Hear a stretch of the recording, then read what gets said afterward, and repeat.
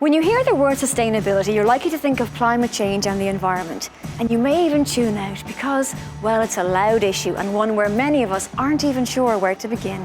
Sustainability means far more than environmental targets. It's about making changes to our lives in any way. Changes that are manageable and, most importantly, maintainable, which will make things better for us and the generations to come. So we're dispelling the myth that sustainability is only about the environment, and giving you real-life inspiration from Post to encourage you to make your own good life goals.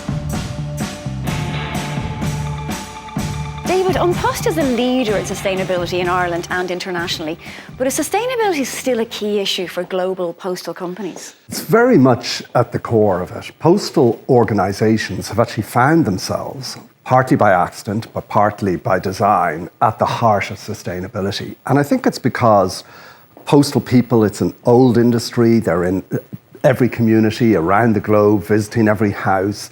So it's something that's so embedded that it's a great place for sustainability to be driven from. But also, it's responsible for a lot of emissions because it's a logistics industry. So there's the hard practical realities of if you're going to reduce emissions, you absolutely have to tackle it in postal. For example, another colleague of ours, Igor, who's the CEO of Ukraine Post, he's reported just how important it's been, how postal has responded to the war. So much so in Ireland that us giving free parcels post to Ukraine means it's now the third largest destination for parcels from Ireland around the globe. So that's an example of looking after communities, the sustainability of communities, looking after people who, for whatever reason, whether it be refugees or homeless, with our address point where we give homeless people an address so that they can actually have the dignity of an address and they can actually get doctor's appointments and school appointments. And all of those things are things that come naturally to postal because of our front lines, because of our postmen and postwomen, because of our post office people. They have those values and that's where it comes from. There are very few companies with the reach in a community of the post office anywhere in the world. Absolutely. And, as I often say, we call to every house in this country every day. But that puts an onus on us. So, that's why when I got an order, a purchase order to buy 800 vehicles or 750 vehicles for Dublin, diesel vehicles, I said, we can't put 750 diesel vehicles on the street.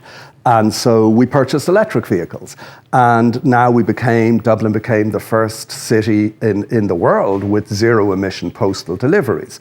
And those are the type of things that we can do.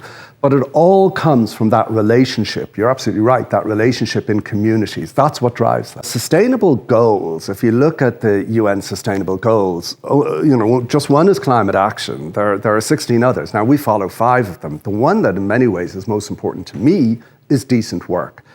Everybody who works for Post or works for a postal organisation, they should have a decent job, they should have decent pay, they should have good pensions, and they should be able to live in their communities and be strong and know that they can do that. That's why we've just concluded a major pension deal for all our staff and the pensioners. Now that's going to help 10 or 12,000 families throughout Ireland to know that they're secure in their future. That's real sustainability. So I don't think, for example, gig economy is not sustainable. So gig economy saying, oh yeah, we don't pay the workers a pension or sick pay or anything, but we've electric vehicles. To me, that's cynical.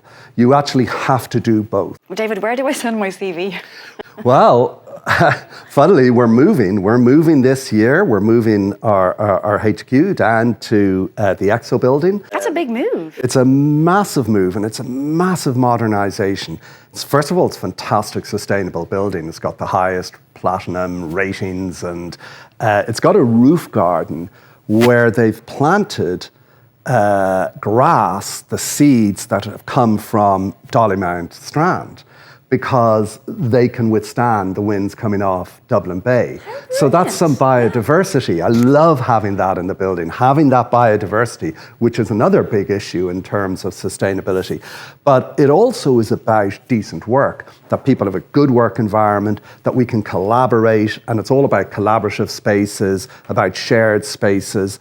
And I think it's part of the modernisation, because here's the thing about Postal. Sometimes we think of it as an old industry, indeed I've said that, but it's actually in many ways the most contemporary industry. There we are on the port watching e-commerce coming in, and e-commerce is in many ways the future for An Post. Nicola, thinking about the urgency of climate action, what has a company the size and scale of An Post planned to deliver, and what have you achieved so far? We're one of the largest companies in Ireland. We have one of the largest fleets in Ireland, and we have the largest retail network in Ireland. And that means that we have a presence in every Irish community, and we really have a responsibility to ensure that we leave an environmental footprint that is as small as possible, and that we protect the planet for future generations. And so how do we go about doing that? And one of the ways we're doing it is that we're reducing our carbon emissions. And we're really pleased that over this past year, we've reduced our emissions by 12%. And that means that to date, we've reduced our emissions by 35%. So we're really on track to meet those targets. And we've done that through a few different initiatives. And some examples being we've changed out all of our lighting so that it's more energy efficient, such as LED options. We've also reduced the heating in all of our buildings to be 19 degrees Celsius. And we've also looked at extending the trial of hydrotreated vegetable oil for use in our larger trucks, so that it's now happening in our trucks in Galway and Cork. Nicola, when we think about biodiversity, we think about things like bees and planting, but there's so much more to it than that. Can you tell me about An Post's journey, and specifically the biodiversity strategy developed in 2022? We began our biodiversity strategy by putting bees on the GPO roof here, and we also looked at the land that we owned and seeing if we could rewild it and restore carbon. But things have really moved on in a really short space of time, and we developed a more comprehensive biodiversity strategy in 2021. We were really excited in 2022 to perform one of the first of its kind assessments in Ireland on nature-related risks and dependencies and impacts, and we've used the output from that assessment to help us develop really site-specific landscaping plans, because what grows well in places like Kerry won't necessarily grow as well in our sites in Carlow, for example. Nicola, the Climate Action Plan of 2023 emphasises the importance of climate literacy to help people in their capacity to act. How has An Post built this awareness? I think being able to deliver on our ambitions also means being able to demonstrate to everybody that sustainable living is not only possible, but it's also achievable. And I think for us, our employees are the best messengers of that. And that's why we invested in an employee engagement campaign to provide our employees with hints and tips about the actions that they can take to live more sustainably in their own lives, both at work and at home. And we were delighted to be one of the first companies in Ireland to be accredited for running such a programme over the past year. What is a concept property, and why did you develop them? Well, in order to meet our targets, we need to start retrofitting all of our properties. But we have 2 million square feet of property in our portfolio. So retrofitting them is going to be really not a very easy task. So what we did this past year was we created 2 concept properties, which enabled us to test different types of energy management systems or energy sources. And then we were able to learn about the costs and the opportunities and the issues that we might come across when retrofitting all of our properties, and we're now using those as a template going forward. Nicola, you've recently unveiled the Mow May campaign, encouraging gardeners to keep their mowers in the shed for the month of May and let their lawns flourish. Can you tell me a bit about the campaign? Yeah, we want to protect and restore nature in Ireland. And our pollinators, we want to ensure that they get access to the food and the shelter and everything that they need in order to thrive. And not just wild bees, but also hoverflies and butterflies and other pollinators too. We've partnered with the National Biodiversity Centre to encourage everyone to participate in Mow May and to protect biodiversity in Ireland for future generations, because nature is just so important. So what we're doing is that we're sending a postcard to every household in Ireland to encourage people to participate and give them tips about seeing some of the common native species that they could see in their gardens if they take part. And it's an easy one, because we're asking people to do less. Just do less work in May. Leave your grass alone. Just sit back and wait for it all to flourish. That's exactly it. Rosie, why is biodiversity so important, and how do surrounding communities benefit? biodiversity is really the balance in an ecosystem and making sure every species is kept in check and is benefiting the others that depend on it all throughout the food web. And it's really important. It's important for the balance itself in nature, but that has a knock-on effect, a butterfly effect, if you will, on everything that depends on that externally. And sometimes that's just as much as you can get a benefit to your own mental health from looking at it, and that's important for people and societies and the culture, for having somewhere for kids to play. But it very quickly has a much bigger effect on food services, sources, pest control. If bird species are are encouraged and promoted, then they will keep other pest species in control, and that has an impact on industries like agriculture. So it very quickly has a knock-on effect. Tiny species can play a huge part. You see that in species such as, water quality, like you have the freshwater pearly mussel, and that can really have an impact on the whole stream system. So you just have keystone species like that keep the whole ecosystem in check, and knowing what those keystone species are and the species that support them, that's the overall impact of biodiversity. So this is part of UNPOS's commitment to maximise biodiversity in all available spaces across our property portfolio. So we have 2 concept properties to start this, because the aim is to trial what works and what doesn't work, and also to gather research on what will work in different parts of the country, because obviously we're nationwide. So we started in the sunny southeast to give ourselves a bit of a hand. But we worked with some great companies, got some great advice. So it has about 1,000 square metres at the back. So we took that and we levelled it. We actually had done a survey to establish what biodiversity was there to begin with, because you don't want to try and protect biodiversity and then move someone out of their home. We did find solitary mining bees in the bank, so that was protected when we were carrying out the rest of the work. The rest of the site was deemed of low to no biodiversity value. So when we were protecting the bank, behind that, we levelled the ground and we installed a wildflower lawn all over it. We left wild perimeters, which is really important, especially at this time of year when you have nesting birds. So it's thorny species like gorse. We have some silver birch trees. And then what we did was we sort of built on that, and in the centre made islands that will become little biodiversity hubs. So we have flowering tree species in the spring, and they'll hopefully have berries in the autumn. So we have some important native species. So we have a crabapple, we have a wild cherry there. And then just towards the edge, we have a picnic bench that our staff can go and enjoy the area, and it's just a little bit away so that they're not disturbing any biodiversity that we're hoping to encourage. So then towards the edges, we carried on and we tried to encourage it towards the front of the building. So we have hedging installed. We put in 150 hedges, and that's made up of some thorny species, and again, species that will flower in the summer and berry in the autumn, to try and have as much of a food source for as much of the year as possible for birds and bees. And also the thorny species have a dual benefit, where they have protection for the birds and security for us. So around our fencing, it helps. It's a win-win. So there's lots of things that you can do that are actions like that, where you do find a win-win value, or investing now might save you a cost down the road. There's a lot of things that you can do once you start researching in this area. And Rosie, outside of physically planting things, what other ideas and tips do you have for people? Well, you can do. You can see what where you live is like, and see what's appropriate. But you could put in bird and bat boxes. Swift boxes are quite good, because there's very little mess associated with swift boxes. Bat boxes. So they look just like bird boxes. Just the entrance is a little bit different. No birds. The rent is different.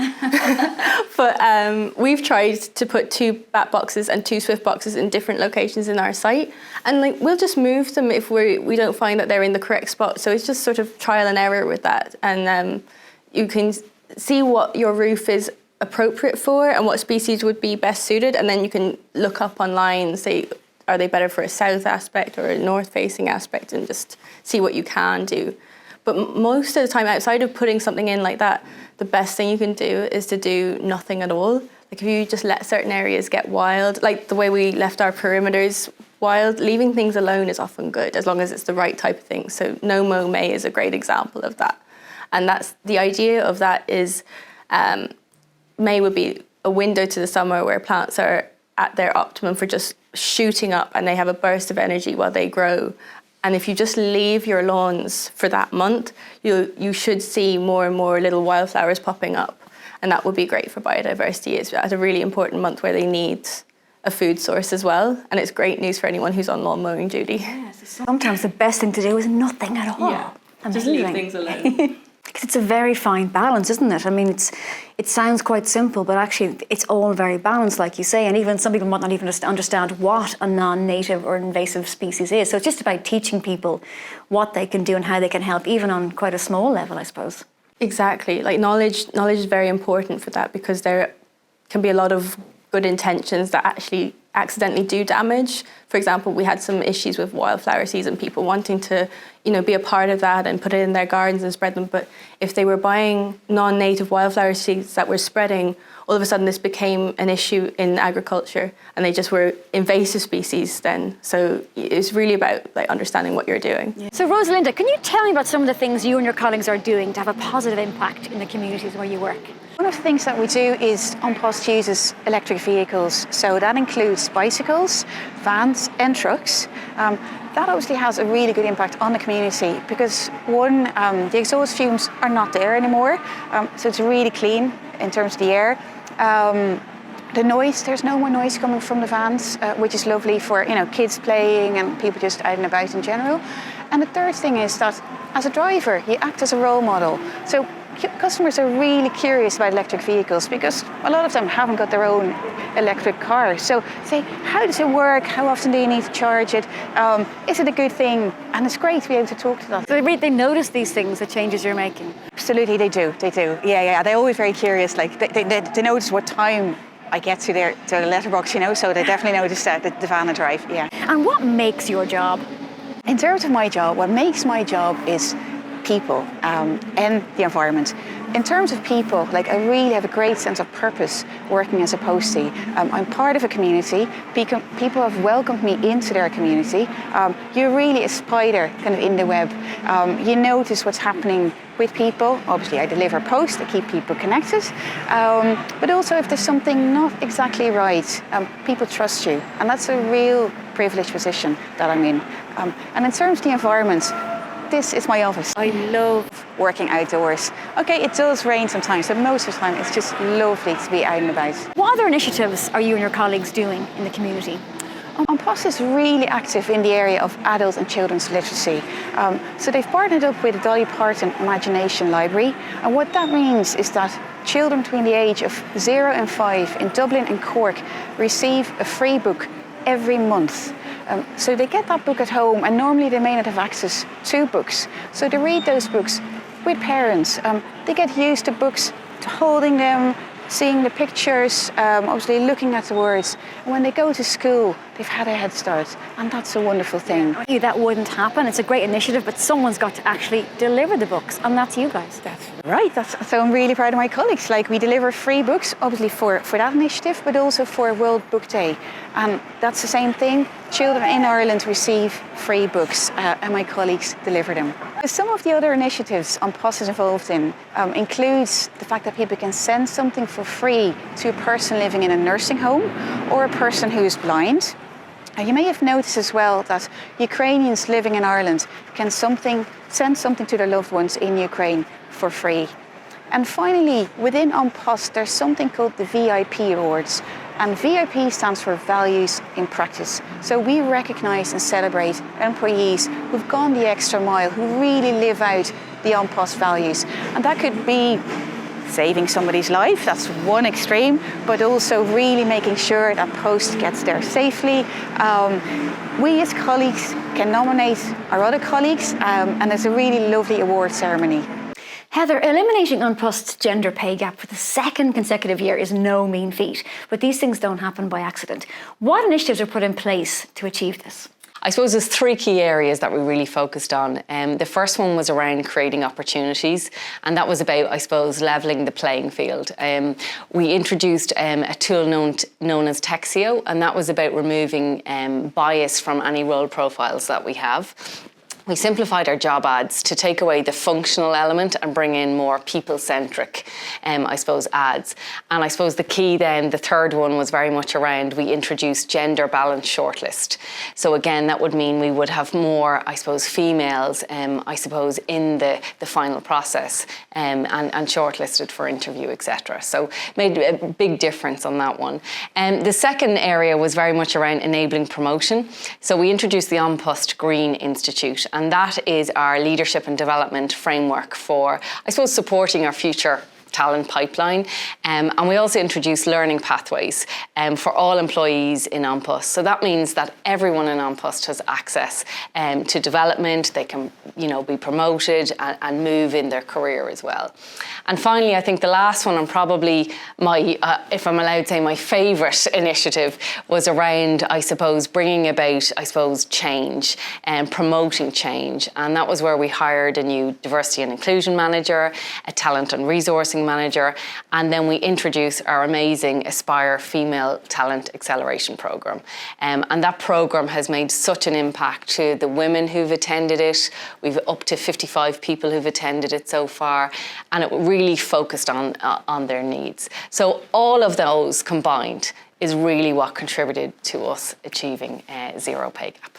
Now, Heather, it's well documented, the work that you've done here with decent work, economic growth, but with things like the zero gig economy and the gender pay gap. Can you tell me a little about how you have been leading the way and setting an example for the people of Ireland to make this more commonplace? Absolutely. I suppose it links back to our purpose, which is very much around acting for the common good, improving the quality of life now and for generations to come. And we live and breathe that. And I suppose for us, it's very much about equality. It's making sure that even the most vulnerable in Irish society, in some cases, are able to, fulfil their potential. They're able to contribute to Irish society.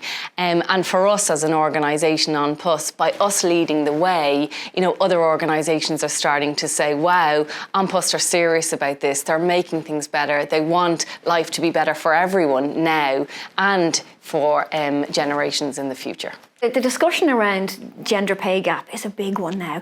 And people sometimes forget that, what women bring to any workplace in any industry is far more than just a quota. They bring so much more to a workplace, don't they? Absolutely. And, we're seeing that in terms of the number of people that we have moved up into more senior roles. And again, it means they're in the conversation. They're bringing the diversity of thought that we need. They're working together collaboratively with their male colleagues. They're bringing about change, and they look at things very differently. And again, it's just making sure, I suppose, for us with our Aspire Talent Acceleration Programme, that we're giving women the confidence that when they are in the room, that their voice is heard and they have the opportunity to actually be there. I don't know about you, but today I've learned that collectively, small changes can make a big difference. Living leaves a mark, so together, let's leave one we're proud of.